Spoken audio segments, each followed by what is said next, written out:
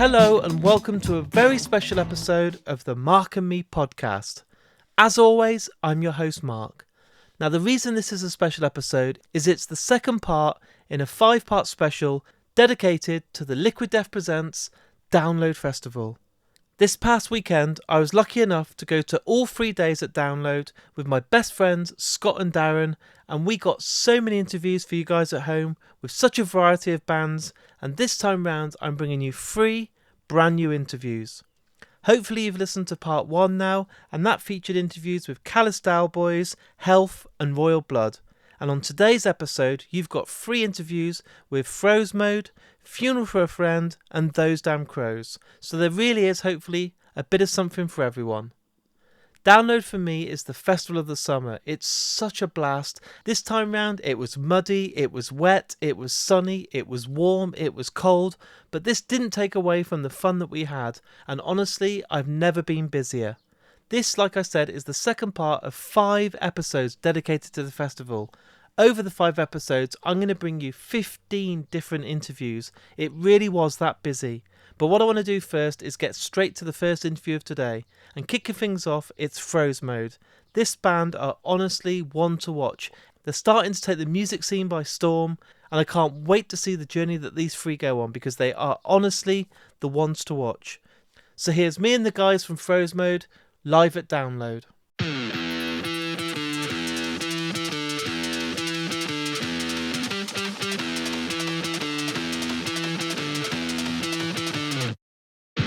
I ain't never had a fucking Asbo in my life. I'm a well-behaved boy, I get my values straight from Christ.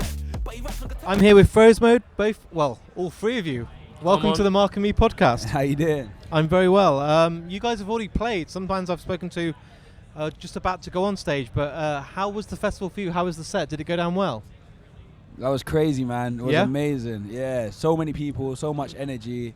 It was actually mental, yeah. Yeah, For man. First time us being in Download Festival in general, so crazy to see it up close. You heard a lot of things and that, so yeah, man. Yeah, the crowd was definitely a lot bigger than we thought it was going to be, so that was really nice to see.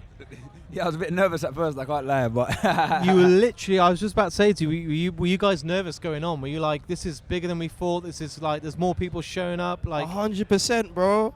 Yeah? Like, we never performed at a crowd that big before ever, you get me? So seeing that, even before just seeing the tent, how big the tent was, that's when it started to settle in a little bit. Yeah. But I think once we're on it though, like all of that goes away and we're just there. 100. Yeah, it helps, man. You need the nerves, like, otherwise you feel lethargic, innit? You need something to keep you going, like, give you energy.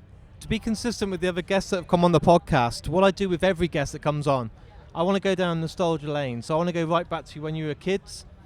What was that first album you remember buying, each of you, that you absolutely loved? Maybe with your pocket money or was given to you by a friend or a family member. But that album that you were like, fucking hell, this has changed my life. When I was a kid, my grandma had a lodger, very nice lady actually, and she had a few CDs, and I nicked one of them. I think I nicked a couple, but the one that I remember was the Marshall Mathers LP. Yeah. And I was quite young, I don't know how young, maybe like 6 or 7 or something like that. And so it was like something I never heard. I mean, obviously a lot of the stuff I didn't understand what it meant, but I thought it was amazing. Did you ever give it back, or have you still got No, it? I don't still have it, but I never give it back. I think all the CDs are gone now, Yeah. unfortunately, yeah. The first album I ever remember listening to was a Westlife cassette tape. Wow. He's admitting it. Yeah, I won't lie. And then Wow. I think the first album I ever bought was Drake Take Care. My thing, I had my mum's bank account on Apple Music when I was like year 7 or something. So I downloaded Everything. Yeah, like everything. But what I remember, the Biggie Smalls album, the one with the 10 Crack Commandments on it. Yeah. Come on. That was, I banged that every single day going Wow. to school. So Did you get in trouble? Were they like, the monthly bills come from She never iTunes and I'm actually going to... clocked. No? Oh, She wow. like, here, there. Yeah, exposing it now, I'm brother. gonna tag her in, so she's like, right, you owe me like fucking £700 for MP3s. What about live music, guys? So I'm older than you guys, a lot older. I saw Green Day on their first like Green Day Dookie tour. That might mean nothing to you lot, but it was like an early Green Day album. It was fucking amazing. What about the first gigs that you went to? Surely it wasn't Eminem. It's got to be something different to that. Yeah, the first gig I actually went to, like, off my own accord, wanting to go to was N-Dubs. Wow. Yeah, can't lie. But they were kind of hard back in the day. Yeah, man. yeah, That's back in the like, day. yeah. Where was that at? Butlins. No, I think I think it was Somerset House. Yeah? Yeah, it was Somerset House. Yeah. Culture Clash. So with Yeah. Skepta, JME, that was my first big gig I ever went to. Sick. That's cold. I recently went to see Kendrick Lamar. Yeah, but that's not your first gig. You're just trying to be cool. Yeah. Like, you're like, yeah. What's your first? fucking Kendrick bro? Lamar, trying- yeah. I wouldn't have said N-Dubs if it Yeah. was recently. But now I seem like a It was fanboy, but- Westlife, wasn't it? No, after you yeah. got the cassette, you're like, it was actually Boyzone. Yeah. Nah, it was Drake again. Can't lie. Come on, that's cool. You don't admit that, bro. Yeah. No, because I've also said the album. Now I feel like a fanboy. you guys, where does it go from here? Like, you've done Download. Are you guys doing any other festivals in the summer? Have you got? Is it 2,000 Trees? Yeah, we're doing 2,000 Trees. We're doing Reading and Leeds. We're doing Town. Well, maybe. We weren't supposed to say that one, but yes. Do you want me to edit it out, or can we just? Yeah, maybe. Yeah. Just keep in the town. Just go Yeah. town. Wow. So you got a busy summer. Yeah, man. Yeah, and we got a few more as well. We got a lot of fun festivals coming up, man. 2,000 Trees is one of my favourite. I know we're sitting here at Download, but it's one of my favourite festivals. Like, you guys played last year, didn't you? Yeah. Yeah, and the response, I remember everyone was talking about you guys afterwards, like, who the fuck are these guys? In a good way. And I think that it just gets bands to be bigger and better, and you'll see like you'll see you guys evolve from doing those sets because people then start jumping on board. They must be really excited now, looking at each time you're playing a festival, you're getting on a bigger stage or a bigger, you know, on the lineup, you're going higher and higher. Yeah. I think next year we could be sitting at Download and you could be, you know, 8 o'clock in the afternoon, 8 o'clock at night on one of the bigger stages. Like, it's something to really kind of get excited about, I think. 100%. I mean, the level up from last year is crazy. Yeah. And to be honest, to an extent, unexpected. Like, Yeah. we weren't expecting it to be this big of a jump. And so it's been so exciting, man. And hopefully it keeps on going. We have faith, bruv. We believe in this. So it's going to keep going in the same direction, man, for sure. 100%. You seem very confident, which is good. And have you got any kind of goals as a group? Do you think like you wanna be a headline band? You know, maybe on the Avalanche stage in a couple of years. Like, we want to be the big name that everyone comes to see. Is that kind of your goals? I mean, like, really, sky's the limit. We want to be like number one everywhere. So whatever that means, that's what it means. Yeah. Everyone's saying every word that we perform. That would be sick as well. You know, at these big stages, Yeah. every verse, every hook, that'll be sick. Do you guys have time at the moment to write any new music, or are you kind of waiting on playing loads of tours over the summer, or are you just like, actually, we've got something coming out very soon, or? Yeah, we're in the studio loads at the moment. Yeah, we're making Yeah? new music all the time. Like, that's kind of the main thing we're doing. You know what I mean? More than anything else. And we do have a new track coming out called Black Hole, which is coming out Next Friday. I don't know. Well, this will come out on Wednesday, so in a couple of days' time. Yeah. That Yeah. Friday. Yeah. That's exciting. Is there any albums on the way, or? We got. I don't know how much we could. I guess we could. We got EP coming. Yeah. EP coming. Are you allowed to tell me that? I haven't got to edit this out. So Yeah, I EP think is we cool. can. Yeah. Yeah. EP coming. The Mode 2 is called. Yeah. And then soon after that, the Mode 3. You know, That's it. we're working. You busy boys. Yeah, man. We're trying to get it, bro. Yeah. Really trying to get it. I'm impressed, and I'm looking forward to seeing more festival appearances from you guys, because I think it just gives you a chance to win a new crowd. People might not know who you are, and then you've got that half an hour or 40 minutes to go on stage. Maybe they're not there for you, they're there for the headliners, but then that's your chance to kind of go, I want those guys to leave and remember us, and then as soon as they're on the way home, listen to us, get on Spotify, check you guys out. Is that your kind of mentality when you come to a festival like this? 100%, man. Yeah. Like, it is, like you said, it's a good opportunity to get people on board, and like even being here is a blessing. So you do have to grab it with both hands, I think. Yeah, man. We're never gonna go on the stage and like be arrogant enough to think that we don't have to put in work to win people over. Do you know what I mean? Even when hopefully, Yep. God willing, you know, we're massive in the future. God willing, like we're still gonna want to make sure that every single show we come, anyone who hasn't seen us before is gonna be converted. That's the plan, obviously. That's amazing. Yeah. Guys, my final question for you today, I've been told I've got 8 minutes and we're at 8 minutes. So what I want to do, each of you, tell me a song that you absolutely love by anyone in the world, and it will get played after this interview. So what I do on every episode, it doesn't matter who you are, I will put a snippet of the song that each of you choose on this episode for Download Festival. But I'm going to put you on the spot, so you can have any song ever, not by yourself, by someone that you love. It's tough. Go on, guys. This is I'm gonna say Idols Television. Idols. What a Yeah. band. Yeah. Unbelievable. Headliners of the 2000 Trees, but I wasn't absolutely sold on them, truthfully. And then the latest album, I was like, actually, Darren here was one who's Yeah. like, listen to it. And I listened, and it clicked. Yeah, man. And I was like, oh my God, they're incredible. Yeah, I like how they're always experimenting and keeping it fresh and that, man. For Yeah, real. they're and amazing. that live, they're amazing. Yeah, bro. phenomenal. Yeah. Wow, I'm going to go listen to them now. He's still thinking, look at the Uh, days. Sing About Me, I'm Dying of First by Kendrick Lamar. Good Kid, Man City. A lot of love for Kendrick Lamar today on this episode. Yeah. And yourself? Young Thug, Just Fun. Yeah? Yeah. Any Right. reason for these songs? Is it just because you love them, or is there a part of you That's the one like that I first started like writing or rapping to. Like I would hear that song and then like come up with ideas back when I was like 14, 15. So yeah, I special love one that. for Yours is just because Idols are fucking ace. Yeah, I like the message of the song too. It's Yeah? something that just gets me pumping. If someone talk to you the way you do to you, I'll put their teeth through. Love yourself. I just like the way he does that, man. me. Amen. Yeah, it's a good message. And your reason? I guess it just came out at a time when it was just life was nice, you know, sunny, summer. Back in the old days, life was good. We've lived Yeah. a life, you know. You're the youngest band I've ever interviewed, I think, and you're like, yeah, life was good back then. It's fucking hilarious. Well, I'm going to go now and let you guys get back to it. Enjoy the weekend, but thanks for coming on the podcast, guys. My brother, thank you Thank so for having much. us.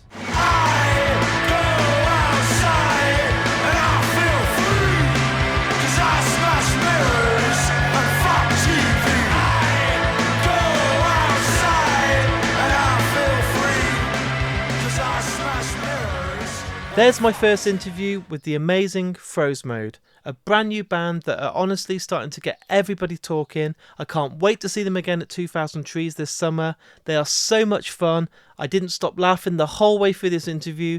They're so young, so ambitious, but honestly, they're going to go so far, and I can't wait to see the journey they go on.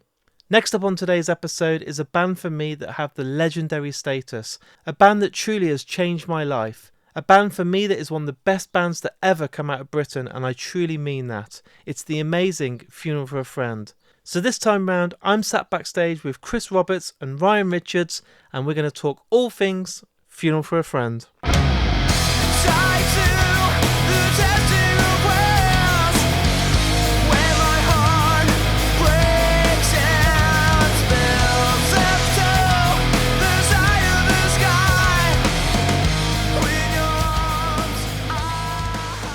I'm here backstage with Funeral for a Friend. Both of you, welcome to the Mark and Me podcast. Thank you. Hello. Thank you for having us. It's an absolute honour. Guys, genuinely now, hand on heart, I've had Matt from the band on the podcast many, many years ago. I remember that one. Yeah. I listened to that. Oh, yeah. thank you. And I've genuinely, hand on heart, been a fan of you guys since the early EPs. I used to have to go and buy, like 7 Ways to Scream Your Name and 4 Ways to Scream, all the early stuff. Yeah. And I will say this now before the interview starts. I think Casually Dressed and Deeper Conversation is the best British debut album in music. I truly believe. Oh, thank you very truly much. believe Well, that. thanks. Yeah, that's I mean it. Wow. that's a big one. Yeah. Yeah, That definitely. and Neon Handshake, Hell is for Heroes. I think Yeah. those two. That are was a good just one too. Yeah. Yeah. Unbelievable. We, But, we Banging enjoyed that record. at the time as well. Yeah. what I love to do with everyone that comes on the podcast, I want to take it back to the start, and I want to know, when both of you were growing up, what was those first albums that you remember buying that made you fall in love with music? Yeah. I mean, funnily enough, looking at the bill this weekend at Download Festival, I mean, you might get a similar answer out of Chris, but buying the Machine Head records and Pantera, Fear Factory, Biohazard, all bands that are headlining stages this weekend. It's kind of crazy. The 15-year-old me looking at that poster where we're on the one night, and then on the next night Pantera's headlining the same stage, and then obviously Machine Head the night after. They were some of my most formative heavy. I was going to say heavy metal, but I think heavy music records. Please tell me they're letting you stick around and watch loads of bands this weekend. You're not in and out. Well, we're clashing with Biohazard later, which is That's very selfish of the organisers. I know, very upsetting. We did meet Evan from Biohazard earlier. He was very Yeah, nice. very That's cool. cool. And what about you? Were you on the same sort of metal-y, heavy well, side of kind thing? of. I think my introduction probably was through Appetite for Destruction, Guns N' Roses. Yeah, what a classic. Dookie, Green Day, and Smashing Pumpkins, Siamese Dream. Yep. But it was kind of when I heard A Vulgar Display of Power by Pantera, that was like that album with Burn My Eyes. They were the records that kind of really did kind of shape my music taste, and particularly influenced me in how I play guitar.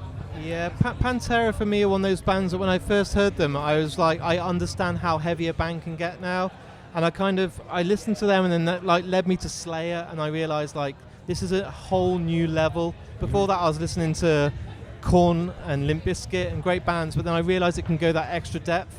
I am so excited for tomorrow night just to like hear some like Cowboys from Hell and Walk, and I think I really, really can't wait to see this show. It's going to be epic. Yeah, absolutely. I'm gutted I've got to go home after tonight, but yeah. I'll be here, but I think they were meant to clash with Fear Factory, but I don't think they do anymore, which is good news because I can catch a bit of both, I think. Live music changed for me, and you just mentioned Green Day Dookie, and one of the first gigs, I say it too much now on this podcast, but my first gig was Green Day on their Dookie tour. Can you guys remember your first gigs that you went to that made you kind of, I want to be like these guys, I want to be on stage? Oh, we met at one, didn't we? We did, yeah. We that was the first time Foo Fighters came to the UK. Yeah. So it was on 1997. I think it was on the first album tour, wasn't it? Or was it? No, it was Colour and Colour and Shape. Yeah. Okay, yeah. Yeah, so it was that one. That was definitely a big one. I saw them at Wolverhampton on that tour. Right. And stuff like Hey Johnny Park and Monkey Wrench and stuff. For me, they've never topped it. I was like, that is just flawless, like an absolute perfect album. Yeah. Yeah, it's kind of it. That album is like kind of right up there in my top 10. I think. It's kind of part of the reason why we wanted to work with Gil Norton as well, wasn't it? Yeah. We made a record with. We did our third album with Gil Norton, who was the producer on The Colour and the Shape. So that was aside from the heavy records that influenced us, definitely The Colour and Shape by Foo Fighters was one. I know you guys are going to get this question a lot, and I don't really need to know the ins and outs, but was there a moment when you just thought, we'll call it a day, when Matt said, I don't want to do the band anymore? Because you must have had a period where you were both like, is this, like, how do we go forward without the lead singer? Like, you hear drummers get changed, guitarists, you've gone through it in your own band with different lineup changes, but a singer is the whole face of the band, and I wondered, did you just kind of think, that's it now, guys? If I'm honest, no, really. No, and I think definitely not, because I've been in the band since the very, very start. I believe I'm the only member of Funeral for a Friend who have played every single show. Wow. So it's like, I'll curse you now and you'll get ill tonight and pull out. That's it. Sorry, dude. But it's been the kind of I've been here from kind of day one, and it's also that it was Matt kind of taking Matt's sort of wishes with the fact that he doesn't want to do it, but he also didn't want us to stop doing it.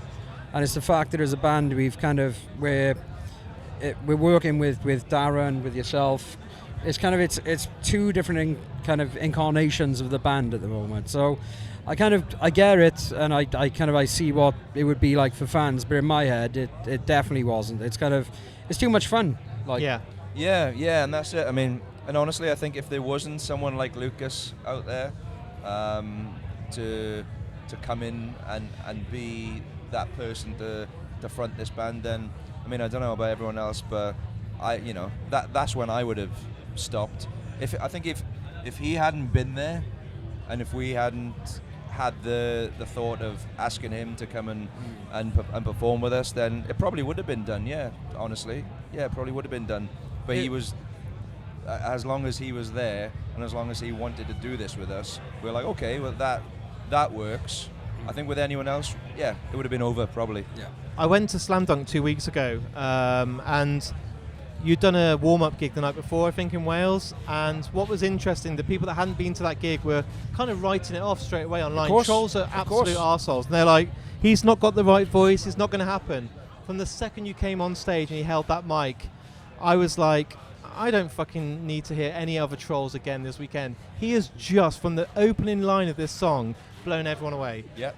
The moment you guys played Bullet Theory, which is not an easy song to sing, no. I was like, fuck me, man, this band are back, this sounds fucking unbelievable. The energy was there, and I thought everyone at Slam Dunk was like, okay, I'm bought now. This is Funeral for a Friend now. Yeah, Yeah, definitely. and that's how we felt when we rehearsed. Yeah. and he came in and sang with us straight away. It was like trying not to grin. Yeah, just- like play it cool, guys. Like we need to. And yeah, Play I it mean, cool. we went through the set. We played through all the songs, and Lucas went, the toilet, whatever, went outside, and we all just went. We said the same thing. That felt like when we were starting out. That felt like 20 years ago, Yeah. and it really did, and it does. Isn't that a genuinely. great thing to be able to kind of hit that reset button even 20 years into your career? Like, not many bands get that kind of second chance. Yeah, Yeah. it's exactly how it felt. Exactly how it felt, and like I said, it wouldn't have felt that way with anyone else. We just wouldn't have done it. No. We just wouldn't have been like, oh, let's just find someone, the next best thing, or let's just find someone who's like, maybe has a good voice, but it was like, it was him or no one, really. You're going to get this a lot. I see it on your socials, especially on the download page and Facebook and Instagram. Is there a bit of a long-term goal? Are you kind of thinking we'll do download, which was a surprise because Bad Yeah. Omens pulled out? Yeah. Were you then thinking we'll just do a couple of festivals and then kind of slip away, or are you kind of like, if the time's right and Holding Absence can make Lucas available, we'll record or write some music? Well, here's the thing on that. It was one of those things where we wanted to, when we did the last tour, the Casually Dressed anniversary tour, like Chris and I had a particular conversation where we were really enjoying the tour, and we were like, this is really cool, and it's reminding us about what we enjoy most about being in Funeral for a Friend and the music we've made. And he and I said, agreed with it. We've got a spark and we want to write new stuff, and the other guys felt the same, except for Matt. He was quite open about that from the start when we came back and did shows, that I'm not interested in writing more music, and yeah, so that was always in our mind to make new music. But I guess the short answer is, and we're going to be having this conversation a few times today, and maybe on stage too, where yes, we have wrote new music. We have written new music, and we've written that together. Yeah, we've written music as a band. We've demoed it, and Wow. now what we've done is we've given that music to Lucas. Now that we've finished it, and he's off on tour with Holding Absence, and we've basically said, And now hey, you. this is the ball's in your court. Whenever, wherever you get time to do it, then cool, ball's in your court. Let's see what happens. That's huge news. I was like, wow, they're telling me I've got 1 minute left. So what I want to do is, my final question for you both. You might have heard this when I had the interview with Matt. You both get to choose a song that's played after this interview. It can be any song by any band that means a lot to you. What I'll do is I'll use a short snippet of both of your choices in between on this special. So when I ask the question, and it's difficult, I'm putting you on the spot, and they're like, you got 30 seconds, but is there a song that means a lot to you that you would love to be played today at the end of this episode? The Boys Are Back in Town by Thin Lizzy. That's a hell of a tune. Wow, where did you go for Thin Lizzy? When I Come Around by Green Day. Oh, just a 'Cause- simple riff at the start. The first song that I ever played live to an audience, covering that on my school lights at the Vod. Thank you very much. Thanks, man. The boys are back in town. The boys are back in town. I said, the boys are back in town. The boys are back in town. The boys are back in town. The boys are back in town. The boys are back in So there's my interview with Funeral for a Friend. I've never had Chris and Ryan on the podcast before. I've had Matt a couple of times, and obviously I've had Lucas recently, but this band for me were one of the performances of the weekend at Download. Everybody was there on the second stage for their headline slot. They replaced Bad Omens.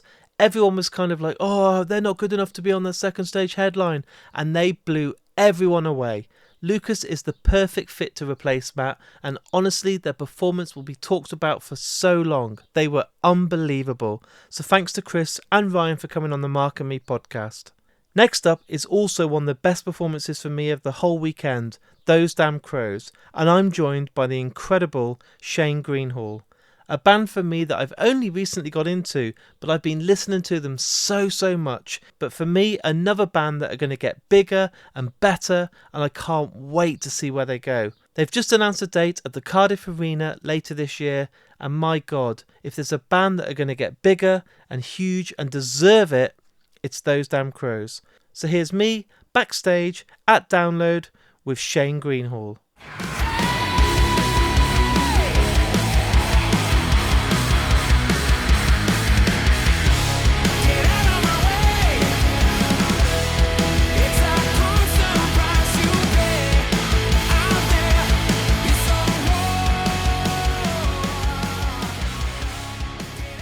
Shane, welcome to the Mark and Me podcast. Thank you so much for having me, bro.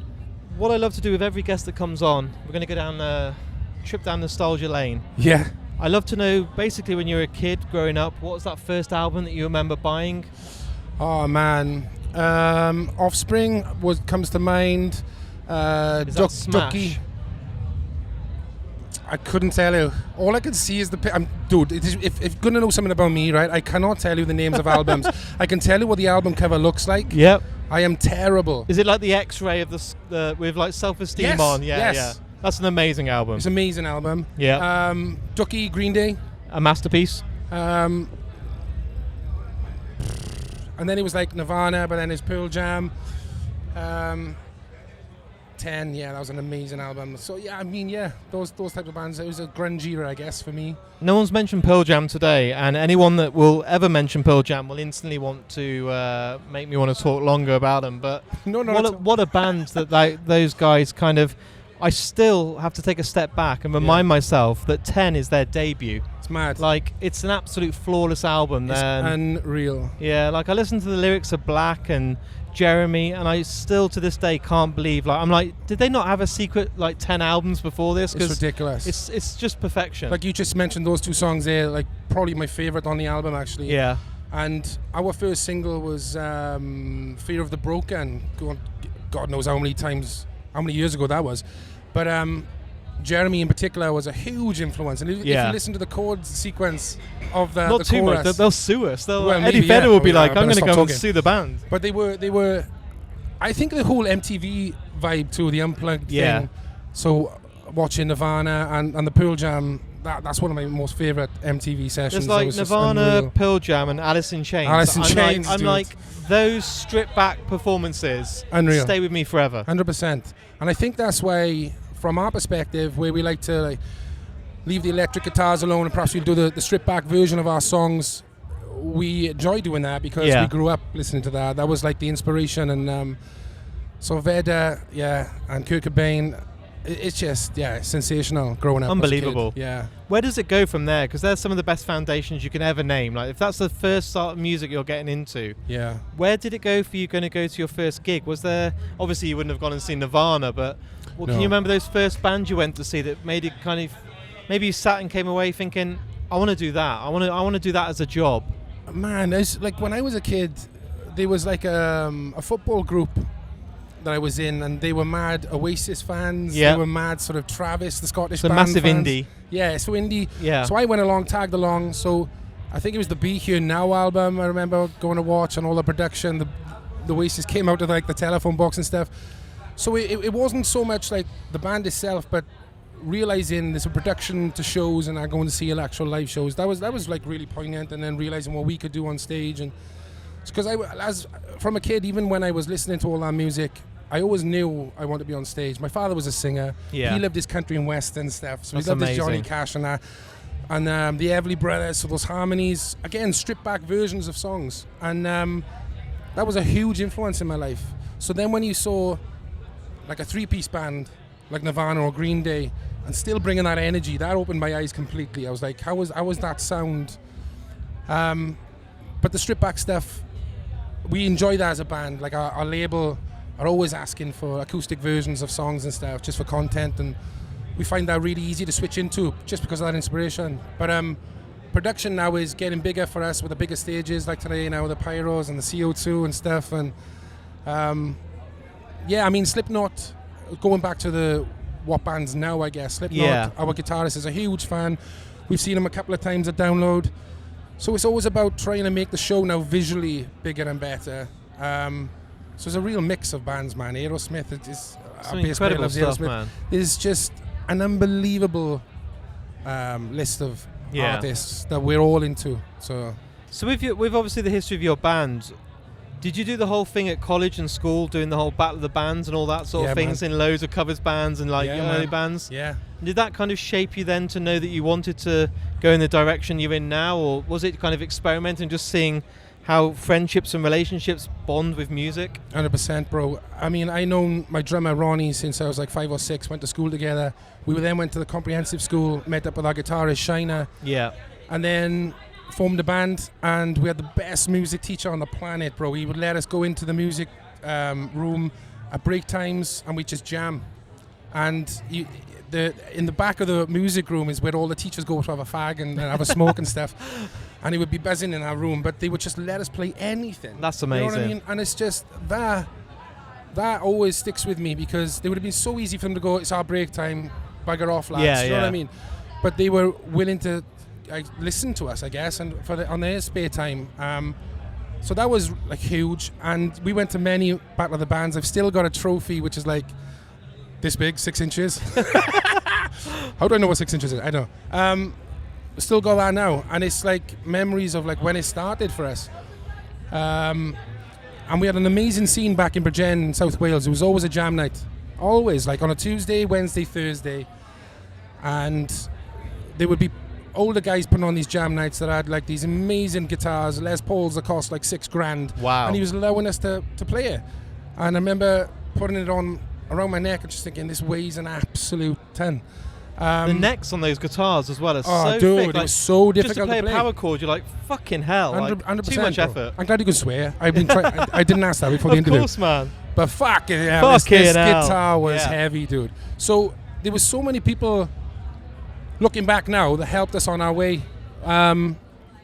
Just give us the inspiration, just like those bands did. You know what I mean? And Big shout out to the guys in the cigarette room that like let you do what you 100%, bro. want. Yeah, Peter They're Jones. the reason you're here today. Yeah, Pete Jones, man. Pete Jones, this is for you. Yeah, man, absolutely. What a guy.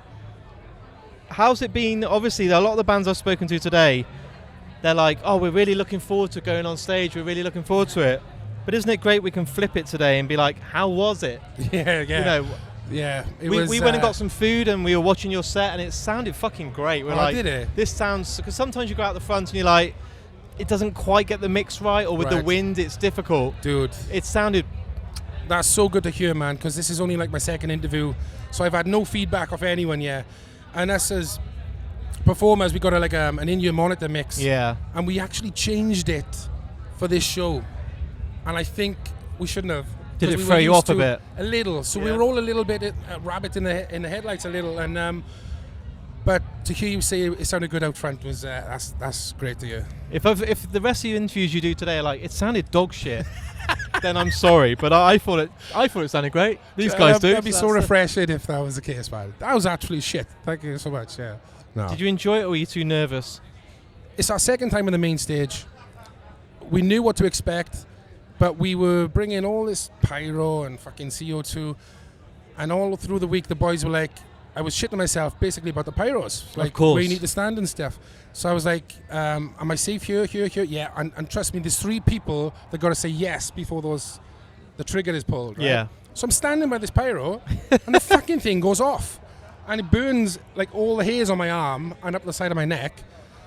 And after the show, he came up to me. He's like, "You just put his arm around. I'm so fucking sorry, man. This photographer got in the way. I couldn't see you were standing there." I was like, "Dude." So I don't know. Maybe that's the last time we used pyro, just for the safety thing. But I fucking loved it, bro. Yeah. I like Download's sensational. We've come here as punters, so to be, the honor of playing on that stage. And meeting up with Andy Coppin afterwards, and he's like, I saw the show. I was like, thank you so much, dude. He's like, fuck, you were like Metallica when you came out. I was like, fuck, what? Just with the pyros and stuff. And so, How good is that? it's When you amazing, get dude. the approval, you're like, can we go on a later stage next year? I know, bro. You know. It's sensational. Like Andy was like, twice you played that main stage, and I'm like, yeah, man, that's pretty sick. It's And amazing. I feeling. believe you've just announced your biggest ever UK show. Yes. Is Yeah. it Arena in Cardiff? Arena in Cardiff. I've always called it the CIA because Yeah. it was always the CIA back in the day. But Utilia, is it Utilia? How do you pronounce that? I never know. I don't know. By the They time this change it, bro. interview goes out, they'll change the name. Yeah, it's Cardiff Arena. Yeah, It's the that's only it. arena in The Cardiff. arena in Cardiff. Yes, exactly. How good's that though? That must be exciting. Amazing, bro. We played there with supporting Thunder at one point. We did Swansea Arena on the last album cycle, sold that out. So to do Cardiff, which is a couple more thousand people, is sensational, dude. I mean, it's dreams. It's pinching Yeah. moments because like we've gone from doing small venues in our hometown to going abroad on tour, playing Download twice, and now we're going to do an arena show, headline arena show. It's mad. Have you Amazing. got any support announced yet, or are you kind of in talks? We've got a couple ready to confirm, but we can't say as yet. Are they going to be local friends and? Friends, Hopefully. that'd be cool. Yeah.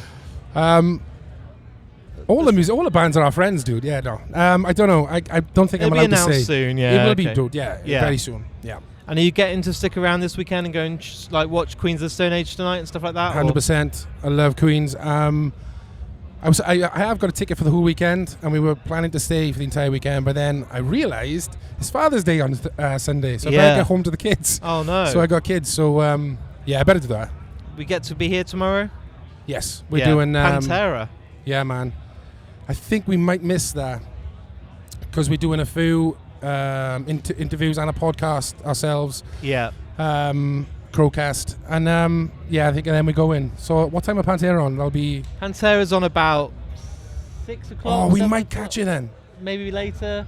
We might. We Okay, might be Scott lucky. to look. I'm being lazy when I've got it on my bloody phone. Pantera tomorrow. There's a big bit of promotion for them. I thought it was later than that. 7:45. Oh, when we're gonna miss that. Nah. Damn it! Oh, the hope. Father's Day gets in the way of Pantera. Yeah, well, never mind. And Funeral for a Friend. Yes, well, Ryan, the drummer of Funeral, is our manager, so Yeah. I've seen him a couple of times. So good to Good see boy. him with Lucas. Oh man, Lucas kills it. Absolutely I was brilliant. literally speaking to him like 20 minutes ago, and just asking him how it was and how much he's loving it, and yeah, he's doing a sick job. Lucas is an incredible vocalist, Unbelievable. Holding Absence are amazing. an amazing band, Yeah. dude. And we're working with. They've done their albums with Dan Wellows, the producer, and Yeah. we've worked with Dan as well. So yeah, all the boys are incredible. Lucas is a sensational vocalist, but the fact he's jumped in Matt's position to front an incredible band that's been I saw him at around. Slam Dunk a couple of weeks ago. Yeah, The moment he came on, I was like, it's like he's been there it's forever. mad, isn't it? Unbelievable. That really says a lot for Lucas, because He's so normally young as well. I'm like, you bastard. Like, how I you know. got that much talent already? absolute, and his hair is fantastic. He's got He's a fantastic beautiful hair. man. Yeah, it's Lucas, not you fair. bastard. There must be something bad about him. Gotta be. Yeah. What I do on the podcast, it's my last question, is I try and make it as original as I can by every guest that comes on gets to choose the outro music that's played. So after this interview with me and you get to choose any song in the history of music to be played. So I know that's not easy in your brain. I can see your eyes. You're like, I've got 1,000 songs. But is there Well- a song that you love that you would love to be played at the end of this interview? Just because we probably said it, Black from 10.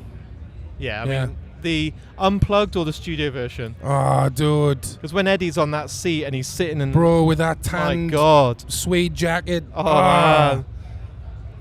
Just the business. I tell you what, let's do that. Yeah? Yeah, the unplugged The one. unplugged. The chorus and those... Mate. do-do-do-do-do-do. Dude, My God. chills. On my Me and hairless Darren arm. met... It sounds like a bloody romance. Me and Darren met for the first time as friends, and we went to a bar afterwards, and they played it on the PA, and we hadn't really got to know each other that well. And we were both like having a few beers. My arms around him first time I met him, and we're singing along to Black. That's awesome. And that song will stay with us forever because it's like do-do-do-do-do-do-do, and everyone's just like, what a fucking vocal. Like, Mate, unbelievable vocal. Oh. The best in the business for me. I Him want to and go Chris and Cornell. see them, but they're bloody 160 quid a ticket. Is it? If you're listening, Eddie, give us freebies. But Chris Cornell and Eddie Vedder. I got a tattoo on my arm of Chris Cornell. I saw Kurt. Yeah, Kurt, my dad's on it, who's passed away now, but he was an incredible vocalist. Johnny Cash, Kurt Cobain, Chris Cornell, David Bowie, John Lennon. But I'm going to have to get Vedder on it as well at some point. But There's a room here for Eddie Vedder. I Yeah. can see it. But you know, all these have passed away, so I'm gonna have Yeah. to wait till Vedder passes away. But don't die soon, Vedder. Yes. He's a That'd be the legend. curse of your arm. Can you believe it? Dude, thank you for coming on. Bro, pleasure. Thank Let's you so do much. longer. Next time, maybe the UK dates, we'll sit down and we'll do like a 45-minute proper episode. Amazing. Thank I you love so much, that. bro. Thank you, dude. Thank you, bud. So there's my interview with Shane from the amazing Those Damn Crows. Truly another performance of the weekend. Just unbelievable. And since hearing them at Download, I've been listening to them non-stop over the last few days, and I can't wait to see them in Cardiff later this year. And I'm really going to make sure that I get Shane back on the podcast, because that chemistry was unbelievable for the 10 minutes we had, and he's just someone that I admire. He's an incredible frontman, an amazing singer, and man, I just want to record a longer interview with him as soon as possible. Right, I've got some thank yous as always. As I said on the last episode, I can't thank everybody over one episode, it'll take way too long. But I want to thank Sarah at Major Press for making these interviews happen. Also Jessica at Distinct Space. And one of my favourite people out there, Kirsten from Cosa Nostra. These people are the reason that this podcast is here today. They help me get these incredible bands on the podcast, and I am in debt with them for the rest of my lives. But they really do truly mean the world to me. But thank you so much for trusting in me with your artists, and I hope that I've done you all proud. Also, if you're new to Mark and Me and you've only just jumped on board because of these download specials, this is the second part of a series of 5. Like I said, part 1 is out there now. Go and have a listen if you've missed it. Part 3 will be out tomorrow with 3 brand new bands, and I really hope you've all enjoyed this as much as me. It was a lot of work, but I'm so grateful for the team around me, both Scott and Darren, for doing some incredible photos, being so organised, and getting this astonishing group of guests all together on the Mark and Me podcast. Now, my final thing I want to say is if you're listening now and you've enjoyed today's episode, please share it. It costs absolutely nothing to do and it's the click of a button. I've made it really easy because on Mark and Me there's links to Facebook, Twitter and Instagram, and I do have a Patreon account. This podcast doesn't make any money. It's all about getting the word out there and getting you guys at home as many episodes as I can. But the reason I have a Patreon is to pay to upload it and have it on all these different directories, and that costs a lot of money. Also to travel around the country and record as many interviews as I can.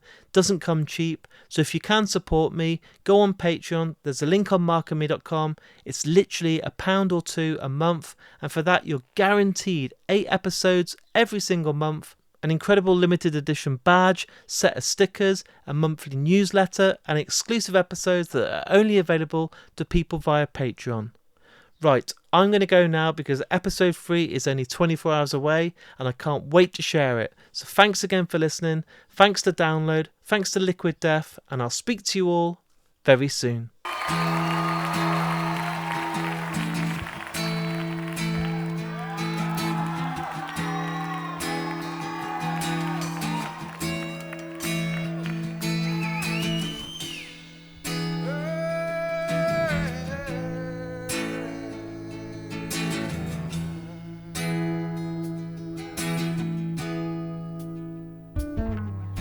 She's so room to canvas, unturned sheets of clear,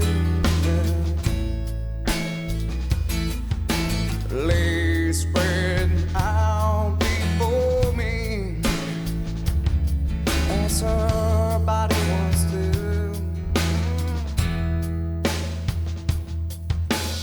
Oh, five horizons revolved around the sun, as the earth to the sun.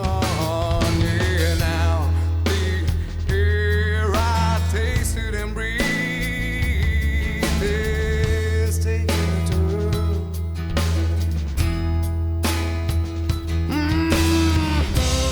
And all I thought her was everything. That's all. How quick the sun can drop away. And now my bitter hands, great old broken glass of what was everything. Oh, the picture's sad. Oh, been washed away, tattooed